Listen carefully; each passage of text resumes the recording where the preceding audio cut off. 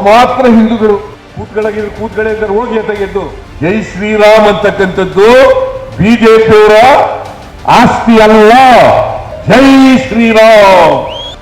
ಊಟ ಕೂಡ ನಿಲ್ಲಿಸ್ರಿ. ಶ್ರೀರಾಮ ಪೂಜೆ ಮಾಡ್ತಾರಂತೆ. ನಾವು ಯಾರ್ರೀ ನೀವು ಲೀಡರ್ಗಳು? ಬರೀ ಈ ಕಡೆಗೆ ಅವ್ರು ಯಾರ್ಯಾವರು ಯಾರ ಲೀಡರ್ಗಳು ಕೂತಿದವ್ರು ಎದ್ದೋಯ್ತಾರೆ. ಶಿವಕುಮಾರ್ ಯಾರ ಮಗ? ಕೂತ್ಕೊಳ್ರಿ, ಊಟ ಕೂಡ ನಿಲ್ಲಿಸಿ. ಅಷ್ಟೊಂದು ಪೇಷನ್ಸ್ ಇಲ್ಲ. ಜೈ ಶ್ರೀರಾಮ್. ನಾವ್ ಯಾರ ಮಕ್ಕಳಪ್ಪ? ನಾವು ಕೂಡ ಶ್ರೀರಾಮನ ಭಕ್ತರೇ.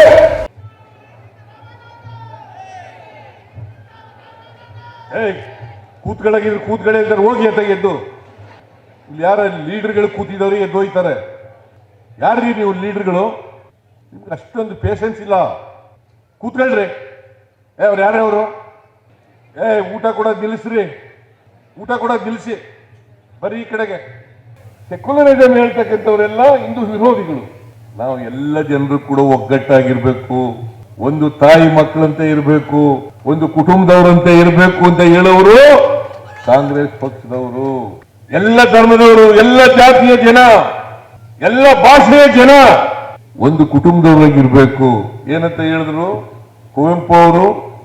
ಈ ಸಮಾಜ ಸರ್ವ ಜನಾಂಗದ ಶಾಂತಿಯ ತೋಟ ಹಾಕಬೇಕು ಅಂತ ಹೇಳಿದ್ರು. ಶ್ರೀರಾಮನ ಭಜನೆ ಮಾಡಲು ನಾವೆಲ್ಲ ಶ್ರೀರಾಮನ ಪೂಜೆ ಮಾಡ್ತಾರಂತೆ. ನಾವು ಯಾರು?